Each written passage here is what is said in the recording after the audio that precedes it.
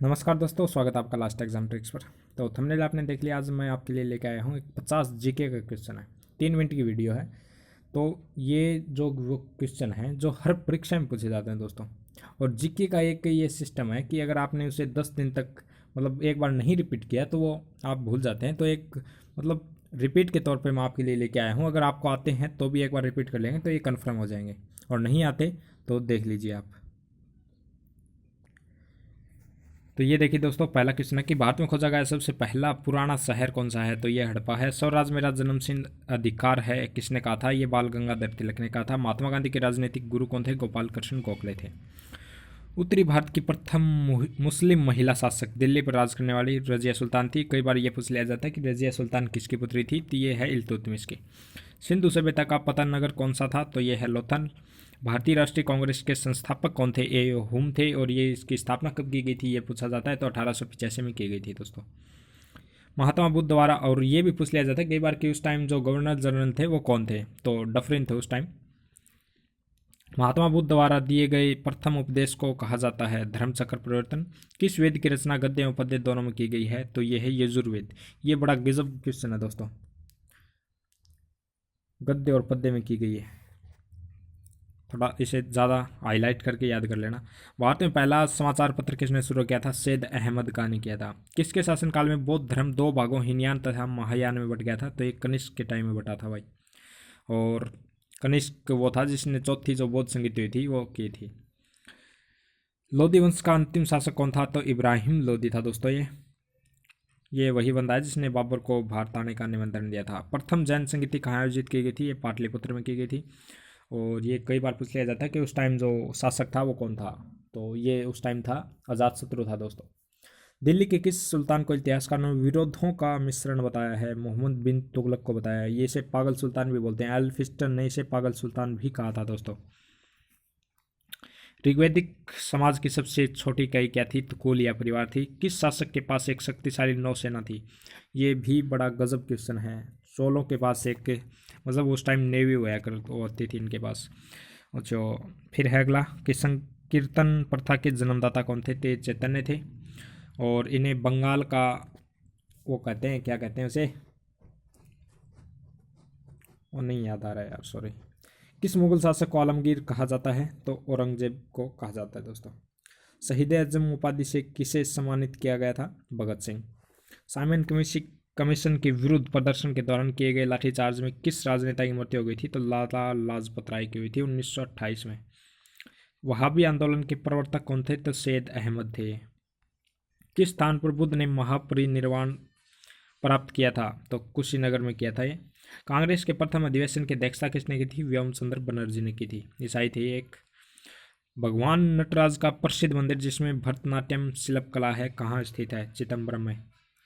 महात्मा बुद्ध ने उपदेश देने होते किस भाषा का प्रयोग किया था। तो पाली में, सॉरी, पाली भाषा का किया था ये। कुतुब मीनार के कार्य को किस शासक ने पूरा किया था। तो इल्तुतमिश ने किया था दोस्तों। और इसका जो शुरुआत की थी तो वो कुतुबुद्दीन ऐबक ने की थी। लीलावती पुस्तक किससे संबंधित है। गणित से है ये।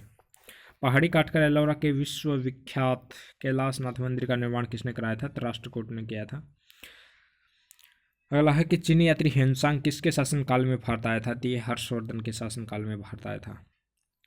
तो कई बार ये पूछ लिया जाता है कि पहला जो चीनी यात्री था वो कौन था। तो इसकी एक मैं आपको ट्रिक बता देता हूँ कि चीनी यात्री को फांसी हुई। फा से बन जाएगा फहयान। जो पहली बार जो बाहर चीनी यात्री आया था वो फहयान था। फिर सी से बन जाएगा श्योगन। फिर हो आया था हु से बन जाएगा ह्वेनसांग। और ई से इत्सिंग बन जाएगा दोस्तों।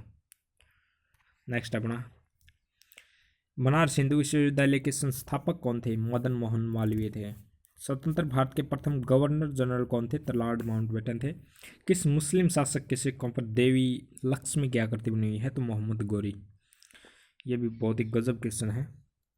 मोहम्मद गोरी के सिक्कों पर देवी लक्ष्मी की आकृति है दोस्तों। कालाशोक की राजधानी क्या थी। तो पाटलिपुत्र थी। गायत्री मंत्र की रचना किसने की थी। विश्वामित्र ने की थी। लंदन में इंडिया हाउस की स्थापना किसने की थी। तो श्यामजी कृष्ण वर्मा ने की थी। किस गुप्त कालीन शासक को कविराज कहा जाता है। समुद्रगुप्त हो गया। अब इतिहासकारों में किसने अकबर को इस्लाम का शत्रु कहा है। तो बंदायूं ने कहा था। भक्ति को दार्शनिक आधार प्रदान करने वाले प्रथम आचार्य कौन थे? तो शंकराचार्य है। किस नगर को सिराज हिंद कहा जाता है? तो जौनपुर हो जाएगा। चालुक्य वंश का सर्वाधिक प्रसिद्ध शासक कौन सा था? तो पुलकेशिन सेकंड था भाई। मोहम्मद घोरी ने 1192 ईस्वी में हुए तराइन के द्वितीय युद्ध में किस शासक को पराजित किया? तो ये आप सभी को पता है कि पृथ्वीराज चौहान था। 91 में पृथ्वीराज चौहान ने इसको मतलब बुरी तरीके से मतलब पीट के बाहर निकाला था। भारतीयों के महान रेशम मार्ग सिल्क रूट किसने आरंभ कराया था? तो कनिष्क ने। गुलरुखी के नाम से कौन जाना जाता था? तो सिकंदर लोदी। सिकंदर लोदी वो बंदा था जो जिसने आगरा नगर की स्थापना की थी। कई बार पूछ लिया जाता है कि कौन था। और वह कौन सा युद्ध था जिसने भारत में ब्रिटिश प्रभुत्व का प्रारंभ किया था? प्लासी का युद्ध। ये हुआ था 1757 में, 23 जून 1757। शिवाजी ने अपने राज्य की आय का प्रमुख साधन किसे बनाया? चौथ। जैन धर्म के 24वें तीर्थंकर कौन थे? तो महावीर थे। पहले थे वो कौन थे? तो ऋषभ देव थे दोस्तों। और कई बार ये पूछ लिया जाता कि 23वें कौन थे? तो वो थे पार्श्वनाथ। सत्यमेव जयते की उक्ति कहाँ से ली गई है? तो मुंडकोपनिषद से ली गई है। बक्सर के युद्ध के समय दिल्ली का शासक था शाह आलम। भारत में सर्वप्रथम स्वर्ण मुद्राएं किसने चलाई थी? तो ये बैक्ट्रियन है, इसे हम यूनानी भी बोल सकते हैं। तो अगला है अशोक के धम्म की परिभाषा कहाँ से ली गई? तो राहुलोवांशुत से ली गई। जहांगीर के दरबार में पक्षियों का सबसे बड़ा चित्रकार कौन था? तो ये था मंसूर।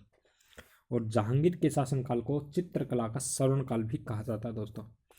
तो ये जो क्वेश्चन थे, देखो 6 मिनट हो गई। तो वीडियो कैसी लगी ज़रूर बताना और चैनल सब्सक्राइब ज़रूर कर लें भाई। हर रोज़ आपको ऐसे ही कुछ ना कुछ तो ज़रूर मिलेगा।